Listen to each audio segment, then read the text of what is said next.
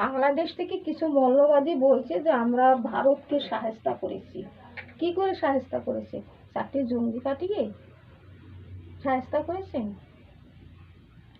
না ভারত আপনাদের কাছে চেয়েছিল যে চাল দাও, ডাল দাও, তেল দাও, তা বন্ধ করে দিয়েছেন, সেই বলতে চাচ্ছেন যে সাহায্য করেছে? কোন দিক দিয়ে সাহায্য করেছেন? শোনো, ভারতবর্ষকে আজ ব্রিটিশে পারলো না সাহায্য করতে। ভারতবর্ষ একটা হয়েছে আধ্যাত্মিক শক্তি দেশ। ভারতবর্ষকে অত সাহায্য করা অত সোজা নয়। এখানে সব মহাপুরুষরা জন্মিয়েছিল, রামকৃষ্ণ, বিবেকানন্দ, ক্ষুদিরাম, সুভাষ বোস। ওই জন্য না ভারতবর্ষকে অত সাহায্য করার মতো আপনাদের শক্তি নেই। আপনাদের নিজের দেশে আপনারা কন্ট্রোল করতে পারছেন না, ভারতবর্ষকে সাহায্য করতে এসেছেন।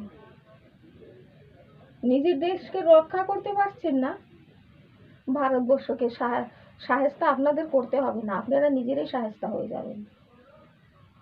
আপনারা নিজেরাই সাহায্য হয়ে যাবেন, আপনাদের কিছু করতে হবে না। ভারতবর্ষের লেগে আমরা ভাববো, আপনারা ভাবার কে? সাহায্য 4টি জঙ্গি পাঠিয়ে সাহায্য করতে চাচ্ছেন? ভারতবর্ষকে সাহায্য করে দিয়েছি। ভারতে কি করে সাহায্য করেন? 4টি জঙ্গি পাঠিয়ে সেই জঙ্গি তো আমাদের এখানে ধরা পড়ে তারা জেলে পড়ছে। কে সাহায্য হচ্ছে? আপনারা না আমরা? ভারতবর্ষ। হ্যাঁ, বাংলাদেশে লেগে খারাপ লাগে, কিন্তু এই যে এইসব পাকিস্তানি লোকের জন্য না, অনেক ভালো লোক আছে তাদের জন্য খারাপ লাগে।